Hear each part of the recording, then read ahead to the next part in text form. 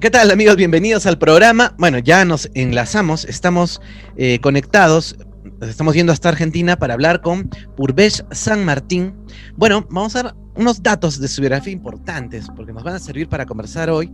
Bueno, él nació en Buenos Aires, estudió psicología en la Universidad de París, estudió y recibió enseñanzas directas de meditación con el maestro Osho en India, en los 80, participó de encuentros de meditación y enseñanzas directas con el místico hindú Jiddu Krishnamurti, ¿no? En Estados Unidos en el 83.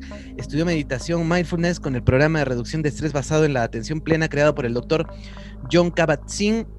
Estudió budismo zen, se especializó en meditación zazen con el monje maestro japonés Hojen Yamahata. Bueno, a ver qué más. Estudió budismo tibetano y meditación tradicional tibetana. Y enseñanzas de Mahamudra con el Lama Tulku. También participó en la ceremonia Kalachakra de 5 días conducida por el mismo Dalai Lama para la celebración de los 1000 años de la fundación del monasterio Thabo en la frontera India-Tíbet en el 95. Practicó meditación budista tibetana en Maglot, en India, donde se encontró personalmente con el Dalai Lama. Miren, esto es muy importante, ¿no? Y muy interesante. Como culminación de sus estudios y práctica de meditación, participó de un retiro de meditación de silencio de 3 meses de duración en las montañas de los Himalayas. Bueno, hay mucho para conversar sobre su biografía. Algo actual, por decir algo actual, él está ofreciendo algunos talleres para marcas muy importantes, ¿no? En el mundo, ¿no? Por ejemplo, marcas muy conocidas como Cisco, por aquí lo tenía, DirecTV, Samsung, el Banco Central de la República Argentina, que sabemos que estas empresas buscan la excelencia, ¿no? de sus trabajadores y están muy informadas de las técnicas de meditación que sirven para todo realmente, ¿no? Y sobre todo para la productividad, o sea, no solo para la búsqueda espiritual, aunque principalmente, ¿no? Pero bueno, ya sabemos que estas empresas saben lo que hacen, ¿no? Que invierten para mejorar la salud de sus trabajadores. Así que, bueno, una impresionante biografía que le he resumido un poco. ¿Cómo estás, Purvesh? Bienvenido. Hola, Pal. Un Tú placer mismo, de estar cuéntanos. contigo y con todos tus oyentes. Un placer de compartir todo lo que he aprendido y toda mi experiencia de vida, que ahora la canalizo por trabajos espirituales fundamentalmente. Por ejemplo, lo que tú decías, las empresas ahora están recibiendo esta meditación mindfulness, que es una adaptación de la meditación budista. Originalmente era la meditación budista mindfulness, y luego el doctor Kabat-Zinn en los años 80 la adaptó a la mentalidad, a la mente moderna. Hizo meditaciones guiadas para evitar que la mente se vaya al pensamiento. Así que ahora las empresas sí exigen y les dan a sus empleados meditación mindfulness porque mejora el rendimiento del trabajador en la empresa, su creatividad, mejora su empatía, su relación con los demás, mejora su ausentismo, se enferma menos porque levanta el sistema inmunológico, la meditación. Entonces, bueno, una serie de beneficios tan grandes que ahora ya mismo las empresas dan meditación a sus empleados. Sí, ¿no? Impresionante también. Bueno, vamos a hablar un poco de todo esto, pero también que no se nos vaya del radar, que tú tienes una relación con el trabajo del doctor David Miller, ¿no? Quien, aparte de ser un bestseller mundial, ¿no? Él ha propuesto, ¿no? Una serie de, no sé, de terapias o de meditaciones muy interesantes porque están contactando con inteligencias de fuera de la Tierra, ¿no? Que están tratando de ayudar no sé, bueno, ya nos vas a explicar un poco, de ayudarnos a los seres humanos a través de unas interesantes terapias, no sé si son terapias en realidad, pero son secretos, meditaciones, ¿no? Para herramientas para elevar la conciencia, pero suena muy, muy interesante, ¿no? O sea que, déjame decirte esto nada más. Hace poco estuvo un lama en Arequipa y le pregunté, bueno, verás por mi gorrita que aquí en el canal también hablamos mucho de los extraterrestres. Entonces le pregunté sobre los extraterrestres y este lama, Khenchen Konchok Rinpoche, ¿no? Yaltsen, este lama me dijo que efectivamente hay libros que han sido canalizados por maestros hace cientos o miles de años, que han sido dictados por otros lamas, otros maestros de otros planetas. O sea, maestros lamas extraterrestres han dictado libros, que no todos se han traducido, pero hay enseñanzas y cosas que aprendemos nosotros que han sido dictadas ya por extraterrestres, y esto siempre se ha sabido. Eso para no perderlo del radar, eso es lo que vamos a conversar hoy día, pero yo quisiera comenzar precisamente preguntándote sobre tus primeras experiencias en India, ¿no? O sea, leí ahí que estuviste con el maestro Osho, ¿no? Una figura tan importante, tan leído, ¿no? Un bestseller. Sí. Pero ¿cómo fue ese momento que tú te encontraste con él, participaste? ¿Cómo llegaste ahí? ¿Qué experiencia sacas de esa época con el maestro Osho? Qué impresionante realmente. Bueno, Osho fue un revolucionario espiritual, ¿no? Un ser que trajo una revolución porque incorpora a la mujer también como parte activa de la búsqueda espiritual, cosa que en India la mujer tiene monasterios separados y bueno, y no se mezcla con la búsqueda espiritual del hombre. Entonces Osho fue el primero que abrió las puertas tanto al hombre como a la mujer e integró las enseñanzas femeninas, ¿no? O sea, como que los puso a la par. Y Osho fue un revolucionario porque él inventó las meditaciones activas, que son meditaciones moviendo el cuerpo y utilizando el cuerpo, porque él decía que el hombre moderno no podía sentarse a meditar porque estaba sentado arriba de un volcán. El volcán eran las emociones y los pensamientos de la mente. Entonces que primero tenía que liberar esa energía a través de danzas, a través de trabajos físicos, para poder luego sentarse en silencio a meditar, en la meditación Zazen. Entonces él fue un gran revolucionario en ese sentido, que introduce en la práctica espiritual del mundo las meditaciones activas, como la meditación dinámica, la meditación kundalini, la meditación nataraj, que son todas utilizando el cuerpo. Entonces, para mí, yo de muy joven sentí el llamado que necesitaba instruirme en meditación, y en Argentina en esa época, hace 40 años, nadie me podía enseñar meditación, ni yoga, ni nada, no existía.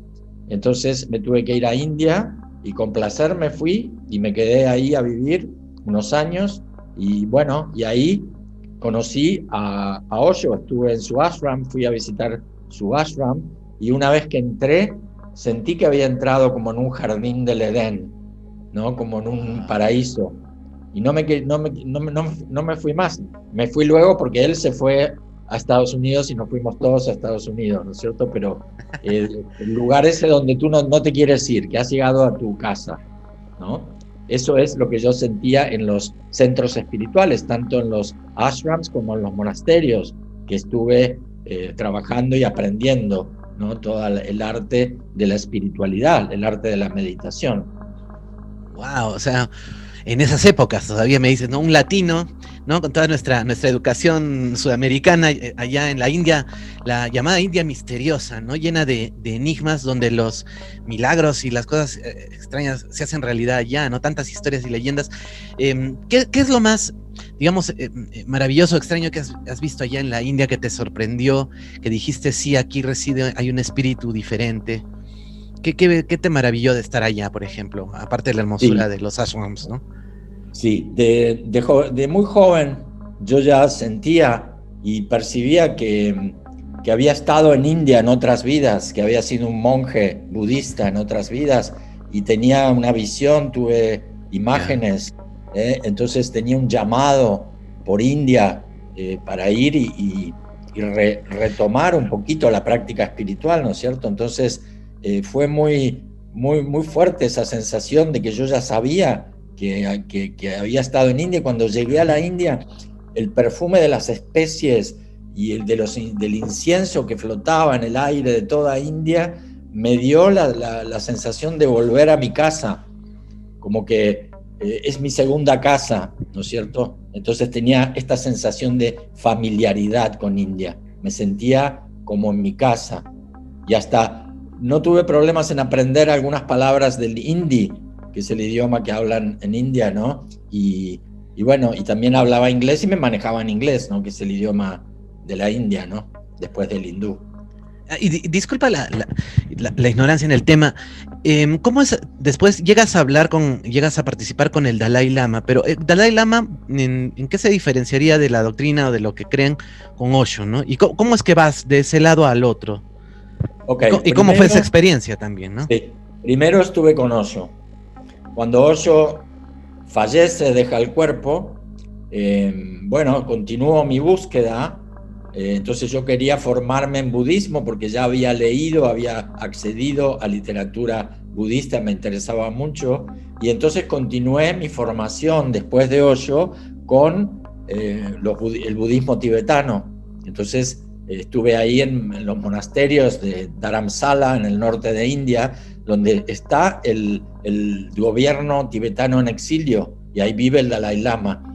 Y bueno, y tuve la suerte de solicitar una entrevista y que me permitan verlo personalmente al Dalai Lama, ¿no?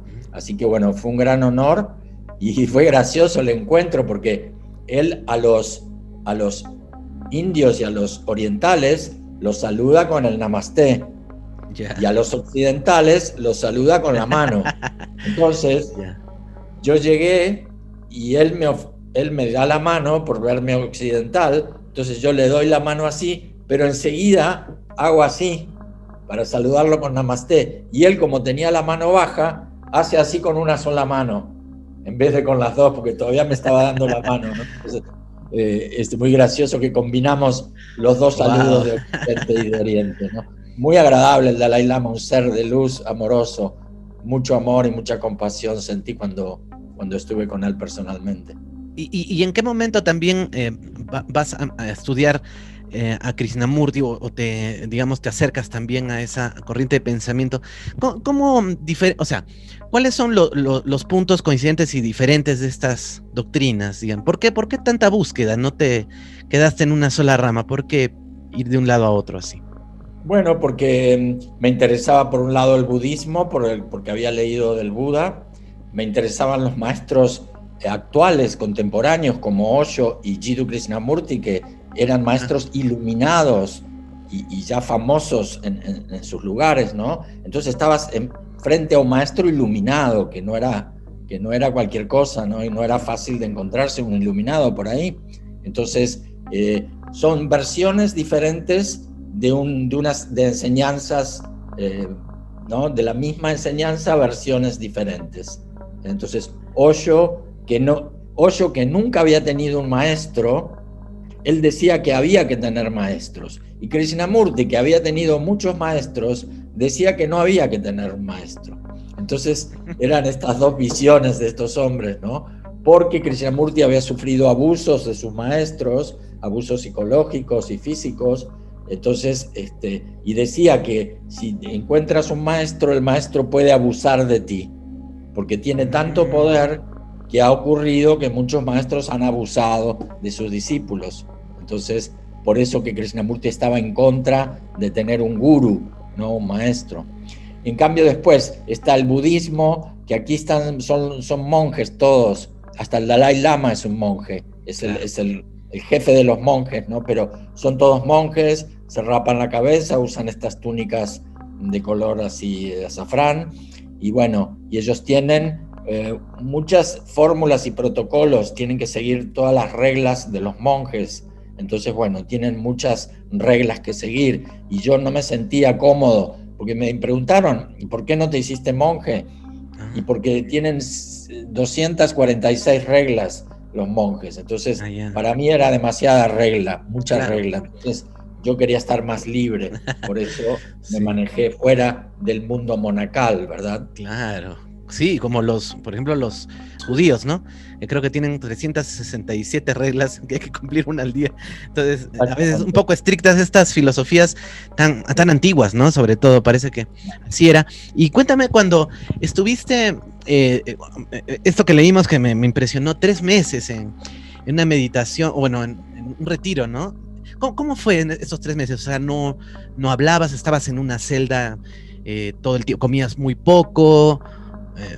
¿Cómo fue esto? Cuéntanos. Bien. Qué interesante. Nosotros conocíamos un maestro que se llama Samdarji, y él tenía una casa en los Himalayas, cerca de Manali, en un lugar que se llama Kaknal, y nos invitó, y nosotros le preguntamos si queremos hacer un retiro en silencio de meditación, y él nos invitó: vengan a mi casa, les doy todo el piso de arriba, tienen una terraza, 3 dormitorios, cada uno en un dormitorio, y fuimos un grupito pequeño y hacer este retiro, ¿no? En los Himalayas, que está cargado de una energía espiritual que se llama The Valley of the Gods, el Valle de los Dioses, por la increíble energía y belleza que tienen estos valles, ¿no? Entonces, bueno, llegamos y nos instalamos en esta casa y empezamos un retiro en silencio, ¿eh? Entonces teníamos una comida diaria vegetariana que venía como a las 2 de la tarde, y luego, y eso es todo lo que comíamos, luego nos podíamos hacer un té con algún pedazo de pan o algunas frutas y algunos frutos secos que teníamos ahí, pero comíamos una vez por día comida vegetariana. Entonces estábamos flaquitos, pero sanos y nutridos, ¿eh?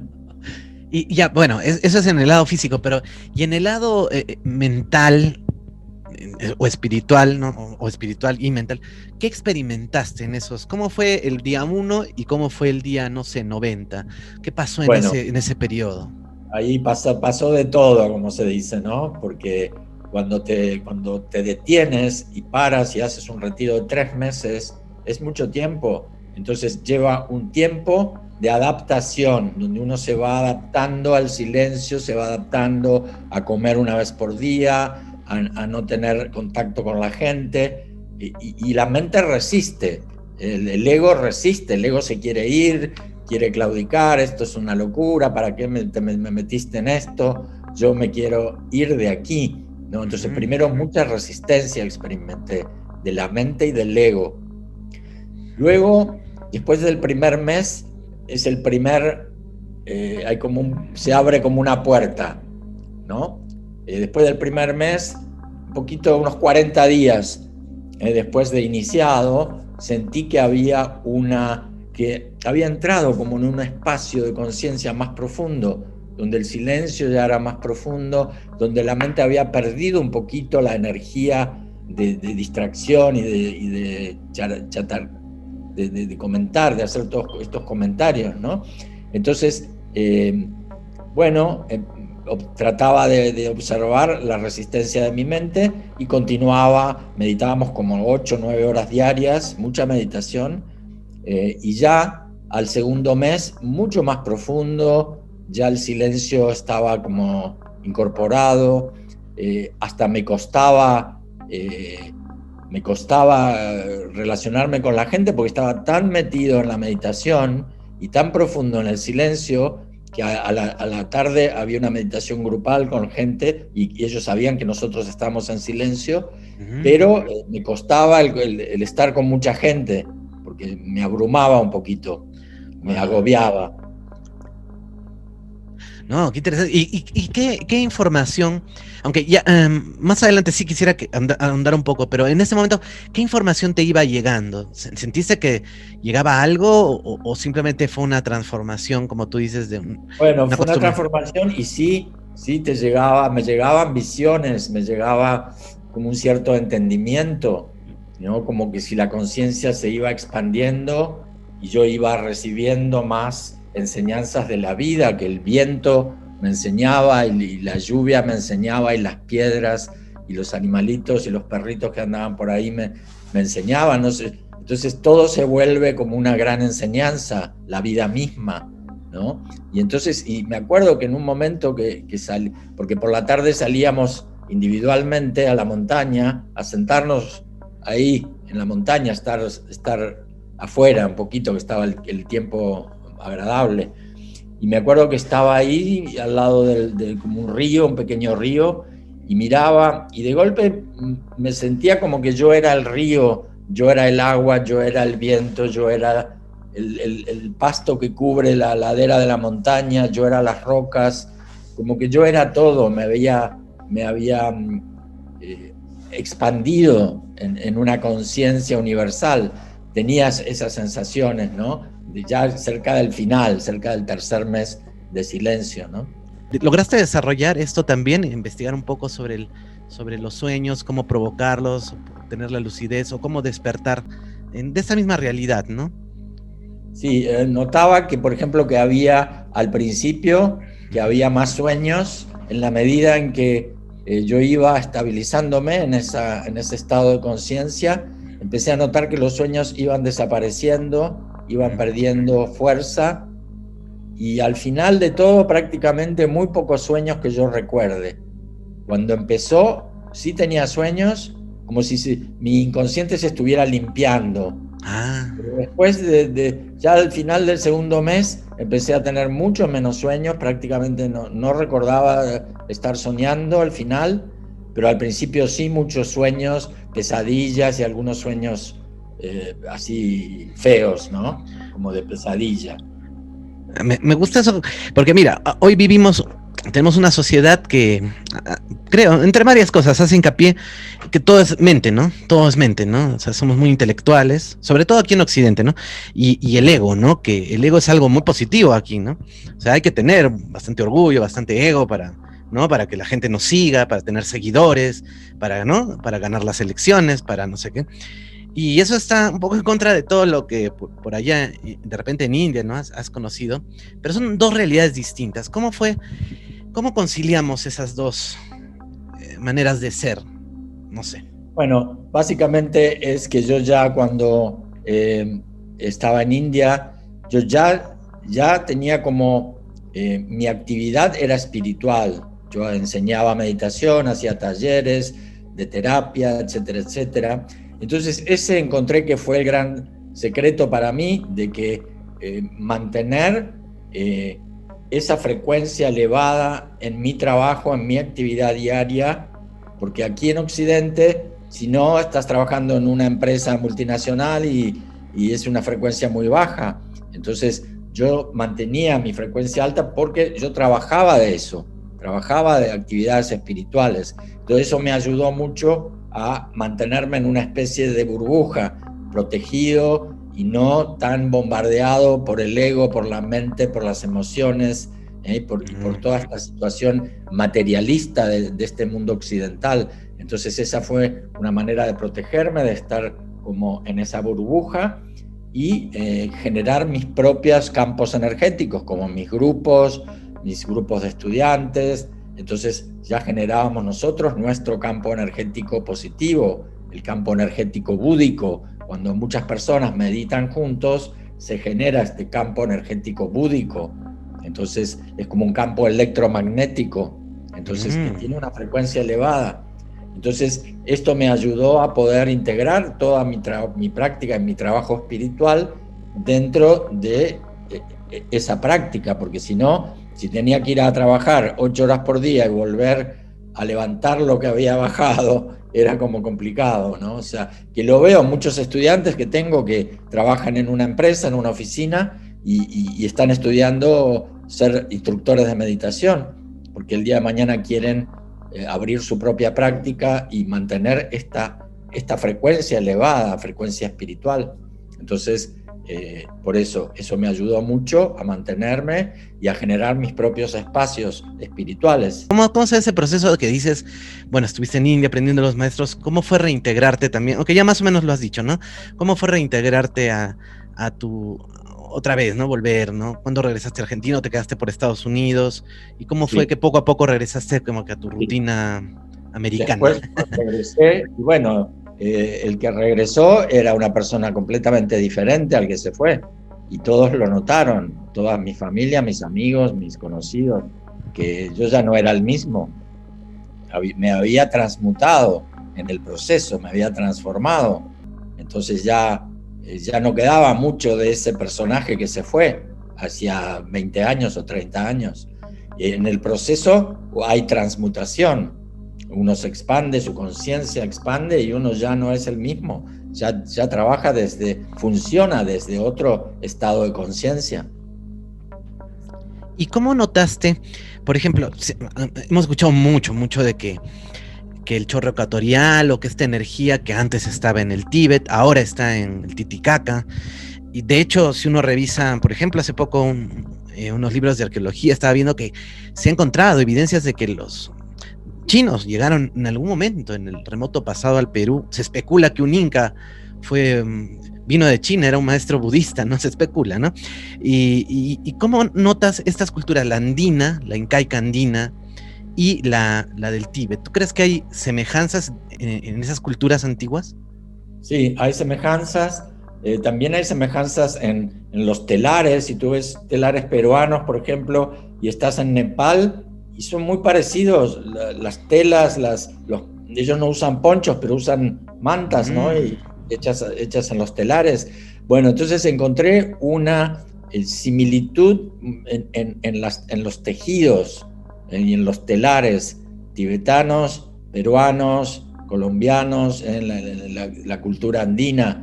Y bueno, y también los mayas han tenido influencias extraterrestres también. Inclusive hay pinturas donde está el casco de un astronauta o un extraterrestre, ¿no es cierto? Y han tenido conexiones directas desde hace cientos y cientos de años, ¿no? Los pleyadianos también han trabajado con los pueblos nativos en Estados Unidos y en Sudamérica también, y con los mayas. Entonces ellos ya tenían contacto extraterrestre desde siempre, estaban conectados con esa energía y también guiados. Me interesa eso, o sea, cómo tú llegas de estas doctrinas, bueno, estas filosofías, y dices, no, y te planteas, es posible que estemos recibiendo mensajes de extraterrestres y de repente conoces un poco el trabajo, o cómo se da esto del doctor Miller, ¿no? De estas informaciones de los arturianos, ¿ya cómo llegas a esa? A ver, ¿cómo es eso? Yo venía de esta formación budista, esta formación tradicional de meditación, y tomo contacto con David K. Miller, que es un canalizador, uno de los pioneros. Hace más de 26 años que él canaliza el trabajo de los arturianos. Como yo viví en Estados Unidos, hablo fluente inglés, y entonces, bueno, tuve un contacto con él muy cercano. Me interesaron mucho sus experiencias, sus libros, sus canalizaciones, y bueno, me metí de lleno, esto hace ya unos 15 años, y me metí de lleno en el trabajo con él, y formé parte del grupo de 40, que se llama el grupo de 40, el grupo de David Miller. Y bueno, soy el coordinador para Latinoamérica del grupo de 40 hoy. Marta Briceño es coordinadora de Colombia, y tenemos en Perú, también tenemos grupos en Perú, y en Chile, en Colombia, en toda Latinoamérica. Y bueno, estamos siendo guiados por los arturianos, especialmente por un grupo de maestros arturianos, y estamos trabajando, que ahora prontito tenemos un taller el 22 de abril con toda una cantidad de personas en Latinoamérica espirituales, y tenemos varios peruanos. Está Candy Segovia y Roberto Vargas, etcétera, etcétera, bueno, tú sabes, ¿no? En el programa. Este es el segundo, se llama Expansión de Conciencia y Misión de Vida. Ya este es el segundo taller que hacemos. Hemos hecho el año pasado uno con mucho éxito, tuvimos más de 120 personas, y bueno, ahora el 22 de abril es el próximo, donde las personas pueden tener 8 talleres, 8 personas en 8 días diferentes, y que abarca todo el trabajo también de los hermanos extraterrestres, y todas las activaciones en diferentes perspectivas y diferentes caminos.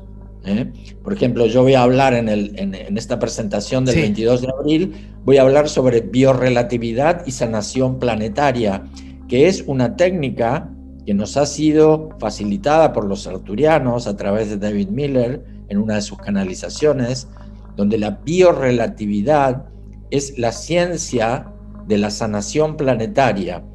Y esto se hace a través de un estado amoroso y telepático de comunicación, de conexión con el espíritu de la Tierra, con Gaia, y a través de esa conexión se trae la presencia de los maestros. Utilizamos herramientas como ciertas luces de quinta dimensión, como la luz cuántica de Omega, como la llama violeta, etcétera, etcétera, y trabajamos con ciertos protocolos para traer la frecuencia y vibración de esas luces y de esa presencia de esos maestros ascendidos y arcángeles, para elevar la frecuencia de vibración del planeta Tierra. En la misma aura de la Tierra la hacemos titilar con esas luces, con esa frecuencia, y aumentamos la frecuencia del planeta entero a través de estas técnicas que nos han enseñado nuestros hermanos arturianos, y que las aplicamos ahora a nivel global. Nosotros tenemos este grupo de 40 que es mundial, entonces estamos haciendo la meditación en diferentes partes del mundo. Y bueno, hablamos el idioma inglés como idioma universal. Sí, hay una serie que sí hace muchos años en Canal Infinito, me acuerdo, es el canal muy bueno. Sí. Y recuerdo haber visto el último capítulo de las 7 profecías mayas. Recuerdo que terminaba, no sé, tal vez me estoy confundiendo, pero terminaba con que caía un meteorito y según las profecías mayas, el espíritu, o la mente de todas las personas se iba a unir en una sola e iban a desviar este meteorito. Dicho sea de paso, esta idea, aunque te parezca un poco loca, ha sido tomada por DC, ¿no? Por Superman y estas series, ¿no? Famosas películas, donde logran de alguna manera mentalmente también hacer eso, ¿no? Rechazar un meteorito. Y leía dentro de lo que propone el profesor David Miller, que era posible esto, ¿no? Ante una amenaza como la llegada de un asteroide que pueda poner en riesgo nuestra vida, mediante una meditación seríamos capaces de desviar. O sea, qué impresionante. ¿Qué nos puedes comentar de eso? Bueno, eso es biorrelatividad. Es un grupo de conciencias, se unen en lo que se llama en unidad de conciencia, entonces ahí ocurre un empoderamiento. Estas personas se transforman en sanadores planetarios y tienen el poder mental de poder, por ejemplo, nosotros trabajamos con hay fuegos, hace un tiempo hubo un fuego en la Patagonia, que estaba media Patagonia incendiada, y nosotros trajimos lluvia, trajimos humedad, trajimos nubes y lluvia, y llovió. Entonces, que con el poder del pensamiento podemos, en armonía y en sincronicidad con el espíritu de la tierra, porque en realidad es el espíritu de la tierra la que trae la lluvia. Nosotros simplemente le sugerimos a la tierra, que hay muchos fuegos en la Patagonia, que por favor traiga las lluvias, como hacían los indios americanos en la danza de la lluvia. Wow. Y le pedían al espíritu de la tierra que llueva, porque necesitaban sus cultivos, necesitaban ser regados. Entonces esto es parecido, es lo mismo, y ha pasado que ha caído la lluvia esa misma noche y ha apagado el incendio. Me hace acordar a un evento aquí en Arequipa, donde yo vivo, y la gente lo sabe, ¿no? Que tuvimos una sequía, no recuerdo el año 85, y se trajo a la Virgen, tenemos una advocación de la Virgen, se apareció, ¿no? La Virgen aquí en una parte desértica, curiosamente, donde aparece un ojo de agua también. Entonces, como es una virgen relacionada al culto al agua andino, una mezcla, ¿no? Entonces la traen en helicóptero o algo así, y ese día llueve. Hay otras leyendas de unos chamanes que contratan en sequías y solo cuando el chamán llega al pueblo ya llueve. Entonces hay mucho de eso, ¿no? O sea, es posible entonces lograr esos, entre comillas, milagros, digamos. Absolutamente posible. Y ahí también empieza este proceso de sanación, por eso hacemos sanación planetaria, pero también hacemos sanación personal. Y gente con enfermedades terminales y algunos se curan milagrosamente, entonces también no es que todos se curan, pero bueno, algunos se curan, entonces también no se explica bien con la mente racional cómo, porque los médicos ya le habían dado 3 meses de vida y listo, ¿no? Y sin embargo esa persona cambió el curso, se curó, ya no tiene más cáncer, revivió y está feliz de la vida, ¿no? Entonces sí, los milagros existen, lo que pasa que están ahí medios escondidos, ¿no? Y estos arturianos, con los maestros que se están contactando, seguramente la gente tiene mucho interés. ¿Cómo son ellos? ¿Cómo lucen? ¿O solo reciben ideas? ¿O los han visto? ¿Cómo es la misión de ellos? ¿Dónde viven? Sí, ellos viven en un planeta que se llama Arcturus, que está aquí cerquita, como unos 16 años luz, no está muy lejos. Son seres muy, muy evolucionados, quizás los más evolucionados de esta parte de la galaxia.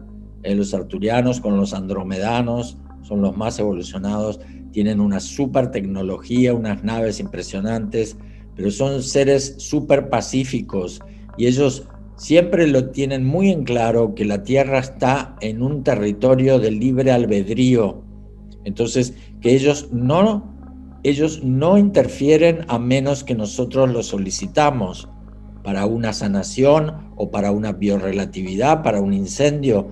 Si no, ellos no pueden interferir porque la Tierra es un planeta de libre albedrío. Entonces ellos, sin nuestro permiso, no pueden interferir en el planeta, ni aunque sea para hacer el bien, no pueden. Entonces nosotros ahora le hemos pedido reiteradas veces que intervengan espiritualmente, porque si sigue así vamos a destruir el planeta Tierra, los océanos van a colapsar. Entonces le pedimos que hagan una intervención divina, que intervengan en la Tierra para salvar este planeta, que es único este planeta. No hay otro planeta con tanta diversidad en toda la galaxia, con tantos idiomas, con tantas aves, con tantas plantas, con tantas flores. Es único por el nivel de diversidad. Nos contaban ellos que en Arcturus, por ejemplo, tienen 1 o 2 idiomas, y acá tenemos 3.000 idiomas, y después hay dialectos, y hay otros 3.000 dialectos, y entonces es increíble cuántas religiones, hay más de 300 religiones, cuánta diversidad tenemos en este planeta. Es increíble la cantidad de pajaritos, de palomas, de aves que hay, es increíble. Entonces nos dicen, el mensaje es: cuiden el planeta, que tienen una joya, y ellos llaman el planeta Tierra la joya azul del universo. Le dicen la joya azul. Claro. La joya azul, porque se ve azul de lejos, ¿no? Es la joya azul. Cuídenla, la joya azul, que es un lugar único, nos dicen. Sí, sí, no hay otro lugar ahí. Nos va a pasar como lo de Marte, ¿no? La joya roja. Claro. Sí, no, pero, y qué interesante. Bueno, también me imagino los arturianos, o sea, si tienen la telepatía, me imagino, o dominan esto, sí, no necesitan muchos idiomas, ¿no? Supongo que el habla surge porque precisamente carecemos o los diversos dialectos, carecemos de pronto de una telepatía muy activa, ¿no? Sí, esto es un estado de conciencia un poquito más elevado, ya para manejar telepatía. Y bueno, y nosotros nos comunicamos mucho con ellos telepáticamente, porque en la relación personal, por ejemplo, yo mismo con ellos, yo recibo mensajes telepáticos, y entonces luego esos mensajes se van activando y yo me voy activando también, porque también es una frecuencia que ellos están bajando, ¿no? Bueno, de repente lo retomamos. Quería hacer una pregunta más sobre este tema, pero quería tocar antes de que se agote el tiempo, sobre el diseño humano, porque estaba revisando. Tú tienes una página, ¿no? Que es purbesh.com.ar. Me parece muy, muy simpática. Y está ahí habla sobre el diseño humano. No he tenido tiempo de revisarlo mucho, pero me pareció súper interesante, ¿no? Si nos puedes explicar qué es el sistema de diseño humano, cómo descubres esto, de qué trata, me parece. Por favor, explícanos. Pienso que nos va a gustar mucho. El diseño humano es como esto fue recibido, como una canalización que fue recibido por una persona, por un físico canadiense, que es como una lectura de tu código genético. Entonces, es con un programa de computación y tu fecha de nacimiento y tu hora, yo saco una carta de diseño humano que se llama la carta del Rave, y esa carta contiene toda la información tuya, de tu mente, tus emociones, los miedos, pero todo el programa que tú tienes. Cada persona tiene un programa ligeramente diferente. No hay 2 personas iguales. Entonces, yo te puedo empezar a leer y a hablarte de tu programa, de cómo piensas, de tus emociones, de tu ego, de tus miedos, de tus preocupaciones, de tu nerviosismo, de tu ansiedad, y con una autoridad y con un conocimiento, porque yo estoy leyendo todo en la carta, y entonces, te puedo hablar de tus problemas, de tus limitaciones. Entonces es una información que a la gente le sirve mucho, porque luego de la lectura uno puede acomodar desde la conciencia y empezar a corregir estos comportamientos mecánicos inconscientes, que luego despacito se van volviendo conscientes, ¿no? Pero básicamente es una lectura del código genético de la persona. Algo así como una carta astral, algo muy similar, ¿no? es o no un tanto. poquito más completo. Más completo. Me gustó eso de las limitaciones y las potencialidades, que lo que nos va a definir más son que las potencialidades, las limitaciones de cada persona. Eso es otro enfoque, porque nos están acostumbrando a decir, tú lo puedes todo, ¿no? Y a veces no es tan así, la gente se frustra, ¿no? Porque algunos Claro, dicen, bueno, oye, yo quiero ser millonario, pero estoy atrapado en la vida de un pobre. No, o sea, tengo a veces condiciones, no todos es podemos ser multipermillonarios tampoco, ¿no? O por sea, no, eso, es una mentalidad. Primero tengo que entender la mentalidad para hacerme rico, entonces tengo que cambiar esa mentalidad de pobre por la mentalidad de claro, rico. Entonces ahí sí podría hacerme rico, ¿no? claro. Entonces, porque si no, el pobre se hace cada vez más pobre y Ah, el eso rico sí. cada vez más rico. ¿Por qué? ¿Por qué? Porque Sí. cada uno repite, el rico repite, voy a hacer más dinero, y el pobre repite, no tengo dinero, No. me falta. Entonces es como un chip que cada uno tiene, uno repite, me falta, y que tiene, más me falta. Y el otro que tiene, más tengo. Entonces es un chip. Ah, ya. O sea que sí Si tú puedo puedes, romper mis limitaciones, claro, sí se pueden romper. sí, sí, con conciencia, sí, dándote cuenta, mirándolas, experimentándolas, trayendo un poquito de conciencia al comportamiento diario. No funcionar tan automático, tan mecánico, sino despacito más consciente.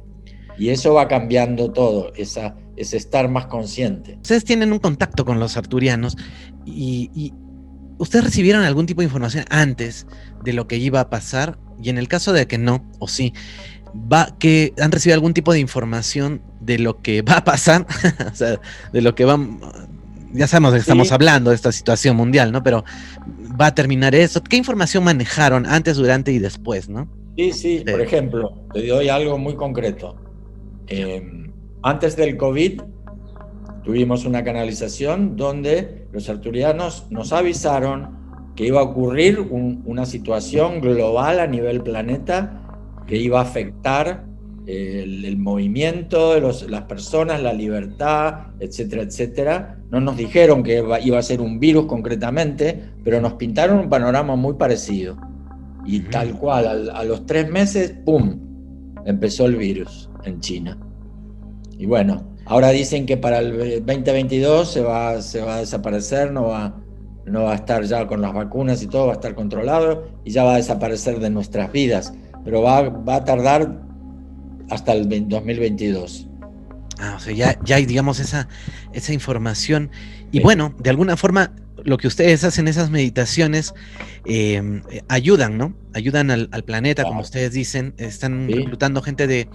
No, o sea, se abren grupos de 40 en 40, o leí ahí 1600 en total. ¿Cómo No, es, cómo es la situación?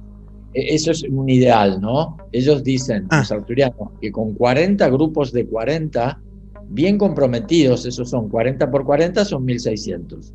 Con 1600 personas en el planeta comprometidas, podemos salvar al planeta. Pero hasta ahora no tenemos ningún grupo con 40. Todos los grupos son 12, 15, 17, ah. 25. No ha llegado a 40 todavía. Así que todavía no llegamos a 40 grupos de 40. Ajá. Y para que nos hables un poco más sobre el taller ahora sí, bueno, ya nos has hablado un poco, pero quisiera que lo recuerdes. ¿Hay forma de pertenecer a este grupo? De repente hay gente interesada, ¿cómo es la convocatoria? ¿O cómo se acercan a tu página para poder pertenecer a uno de estos grupos? Interesante, ¿no? Poder ayudar al planeta. ¿Cómo Claro. reciben gente? Bueno, ¿Cómo por es esto? ejemplo, sí, tenemos una página que se llama semillasestelares.org, Ujú, sí, ¿no? Entonces la persona abre esta página y puede poner gratuitamente su email y ya queda en la lista de la página y recibe invitaciones para las meditaciones gratuitas de los domingos. Todos los domingos tenemos meditaciones gratuitas que las damos Marta Briceño y yo. ya. Y también tienen acceso a invitaciones a talleres, seminarios internacionales como estos con David Miller. Ahora mismo, el 17 de abril, tenemos un taller con David Miller en inglés donde Wow. yo traduzco, hago una traducción simultánea al español. Y Mm. toda esa información está en la página semillasestelares.org. Bueno, brillante, muy interesante. Y háblanos un poquito ahora sí, ya como llegando al final. De hecho, me está llegando una pregunta de por interno. No nos están viendo, pero comenté a una persona muy interesada en este tema y me está enviando un par de preguntas ¿O para no? hacerte ya. Pero antes de llegar a eso, o sea, sobre el taller, reitéranos entonces la información, el Bien. tema, ya lo has dicho, pero igual, y cómo podemos acceder para poder participar en estos talleres con Marta Briceño y con los amigos, ¿no? Que ya hemos entrevistado a algunos. Está Roberto Sí, Vargas, Candy, claro. Bueno, con todos ellos los amigos formamos de... parte de este que se llama Grupo de Expansión de Conciencia y Misión de Vida. Ya.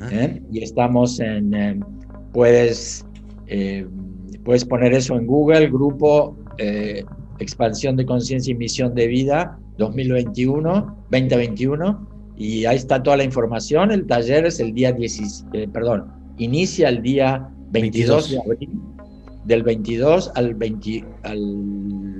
30, son Ah, 8 ya. presentaciones. Ajá.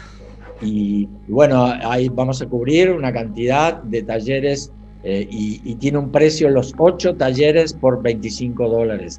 Tiene un precio muy bueno, porque Wow. tienes 8 y gente de la calidad de Candy Segovia, de Marta Uf. Briceño, de Cintia Deza, de Lima, Perú también. Gente muy preparada y muy profesional. Sí, Agustín, ¿no? Y Amparo, creo que Sí, es de Avalon, ¿no? de Londres, Inglaterra. Sí, claro, de Avalon, que justo De hemos estado con Avalon. ellos. Interesante toda la información que manejas. Y bueno, te hago esta última pregunta que me llega así Sí, de, por favor. aquí está. Acerca de la vida, me preguntan, de la vida después de la muerte, la reencarnación, si es algo evolutivo o se puede retroceder, me preguntan, ¿no? ¿Por qué para el budismo y el hinduismo son concepciones diferentes?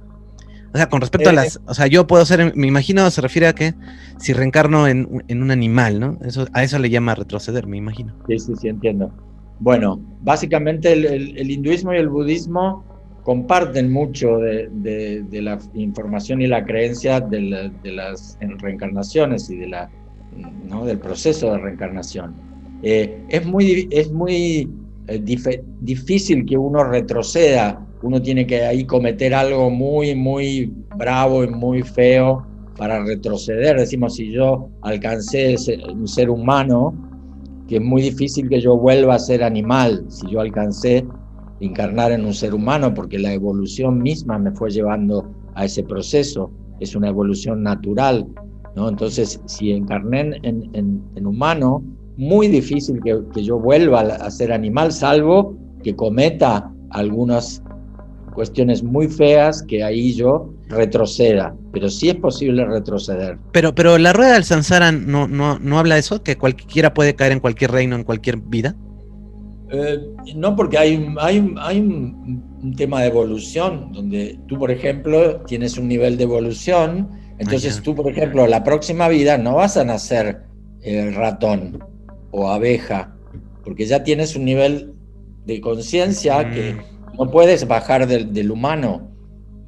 Y te ha costado muchísimo llegar al humano, pero ahora que estás en el humano, si haces las cosas más o menos bien, vas a continuar evolucionando hacia un superhumano. Por ejemplo, ¿estos extraterrestres serían los semidioses del samsara o no? No, ellos son seres que viven en la quinta dimensión, una dimensión más elevada y más evolucionados que nosotros. Es como son los hermanos mayores. Ya. Y entonces tú ves a una persona menos evolucionada que tú, que vive a lo mejor en el mismo país, en tu mismo barrio, pero mucho menos evolucionada que tú, y tú lo ayudas y la asistes, ¿no? Bueno, entonces esa diferencia es la misma diferencia que tienen los arturianos con nosotros, que ellos son más evolucionados, tienen un estado de conciencia más elevado, que vibran la frecuencia de la quinta, sexta y séptima dimensión. Recordemos que los grandes maestros que ha tenido la Tierra son grandes maestros galácticos, como el Buda, por ejemplo, Jesús Sananda. Mira, a Jesús Sananda le decimos Jesús Sananda Emanuel, porque Jesús aquí en la Tierra, Sananda lo conocen en el universo y Emanuel en las Pléyades. Eran maestros galácticos, Jesús, el Buda, Moisés, los Mohammed, todos los místicos son maestros galácticos. Entonces, nosotros somos, la espiritualidad de la Tierra es hija de la espiritualidad galáctica. Estamos muy ligados a la espiritualidad galáctica, porque nuestros propios maestros de la Tierra, Jesús, Buda, Osho, son maestros galácticos, que han pasado por la Tierra, pero han pasado por Pléyades, por Arcturus, por Sirio, por Lira, por Andrómeda, por otros planetas iluminados. Y me interesa esto. Justo estaba preguntando a muchas personas que tienen estos conocimientos, ¿dónde, según lo que ustedes saben, dónde está estos grandes maestros que hablas, Buda, sobre todo Jesús? ¿Dónde está ahorita, por ejemplo, él? ¿Está en otra dimensión? ¿Qué hace, no? Está trabajando a lo loco. Está trabajando, ayudando a la Tierra en su proceso de ascensión. Entonces ellos viven en las dimensiones superiores y Jesús es muy activo, trabaja muchísimo en muchos planetas que él ha estado, ¿no? Pero pertenece al Consejo Galáctico, son maestros así como muy, muy importantes a nivel galáctico, a nivel universo. Entonces ellos pertenecen al Consejo Galáctico, tanto el Buda como Jesús. Y ellos están trabajando, el Buda, Jesús, Osho, todos estos grandes maestros continúan trabajo porque la vida de ellos es servicio. Entonces, no es que se van de vacaciones y se toman un crucero en el Caribe. No, su vida es servicio. Ellos están aquí como nosotros, que llega un momento en nuestro nivel de evolución que nuestra vida es servicio. Y los domingos damos el servicio ¿sabes? O sea que ya nuestra vida personal empieza a desaparecer. Eso se llama el voto del Bodhisattva. Cuando tú tomas esa responsabilidad donde tu vida personal pasa a un segundo plano y ya tu vida es al servicio. Es al servicio de la luz, del amor, de la verdad. O sea, a través del trabajo también uno puede servir, ¿no? A los demás. Qué bonita reflexión que haces, que cada uno puede aplicarla, ¿no? Desde donde esté. Claro, fíjate tú mismo, ahí con tu radio, con tu canal YouTube, tú estás haciendo un servicio a la luz, porque me estás entrevistando a mí, que yo traigo ideas, traigo estímulo, ¿sabes? Como un estímulo. Y entonces tú estás de servicio, tú estás haciendo un servicio a la luz, trayendo estos invitados a tu programa. Entonces tú también estás haciendo servicio. Justo terminamos ahora, vamos con otra persona, estamos grabando, ya no hay mucho tiempo libre, ¿no? Pero no me estoy quejando para nada, ¿no? Al contrario, yo soy feliz de estar contigo ahorita, yo soy feliz. Pero te digo eso, ¿no? De que no, que a veces no me queda tiempo, ni llego a mi cama y me duermo, ¿no? No tenemos mucho espacio para la vida personal. A veces no. Pero bueno, también es muy divertido. O sea, ahorita yo me siento muy pleno contigo conversando y transmitiendo. Estamos involucrados en nuestro trabajo a full. Así es. Y bueno, y la última pregunta, ahora sí te lo prometo. Mira, me preguntan esto, ¿no? Y esto es muy bonito, ¿no? ¿Cualquier mantra puede servir para meditar, incluyendo las oraciones cristianas, o el significado en sí de cada vocablo tiene vibraciones positivas o negativas?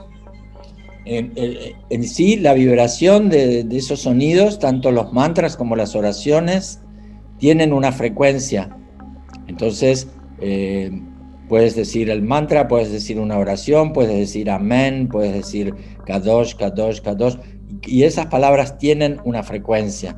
Ya tienen de por sí su frecuencia. Sí, tienen una frecuencia. Si tú dices Om, Mane, Padme, Om, esas palabras tienen una frecuencia. Entonces, si tú repites eso, entras en un estado de una frecuencia elevada y eso te empieza a afectar tu estado de conciencia.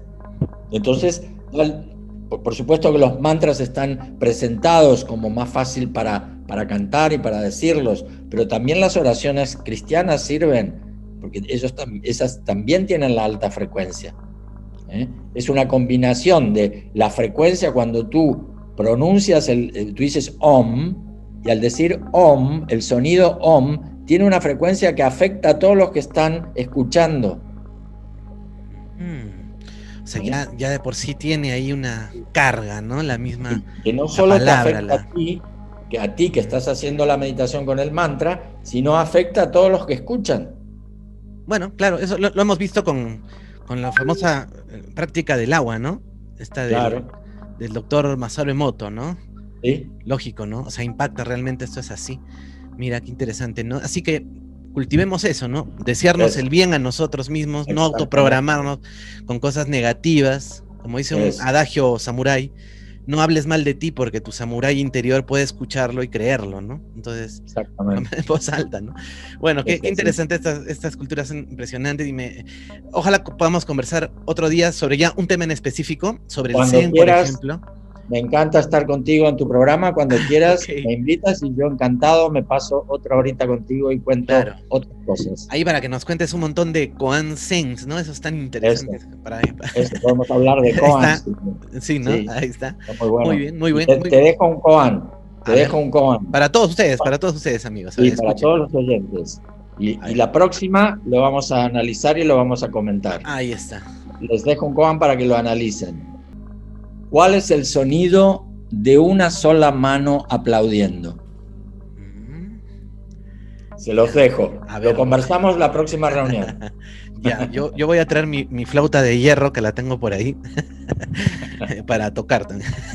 Muy bien, Buenísimo. muy bien, muy bien. Bueno, ha sido un gusto poder hablar contigo, Purvesh, y que no sea la última vez, como te digo. Y ya saben, amigos, invitados todos este 22. Vamos a poner aquí los datos y ahí va a aparecer también supuestamente el link, ¿no? Para que ustedes vayan por la información y no se pierdan de estos talleres que realmente son, ¿cuántos días? 8 días, 7 días 8 días, sí. que van a poder, ¿no? Un taller por día. Van a tener Vaya. 8 talleres por el precio de uno. 8 talleres por el precio de uno. Y ahora que más necesitamos de tener nuestra, no sé, espíritu, mente, todo ocupado con cosas buenas, ¿no? Claro, y acá Salir. son herramientas, van a aprender fórmulas, van a aprender meditaciones, van a aprender herramientas. Con las 8 ponencias van a bajar información y técnicas especiales que son útiles en este proceso de evolución que estamos viviendo.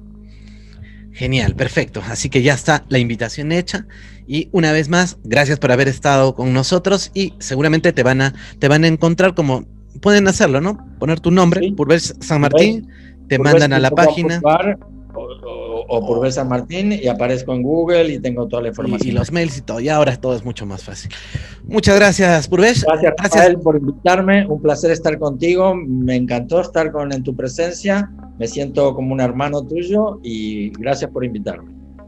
Gracias a ti, gracias a ti. Ya saben, amigos, compartan el video, comenten que es importante, compártenlo y ayúdenme a viralizar esta información.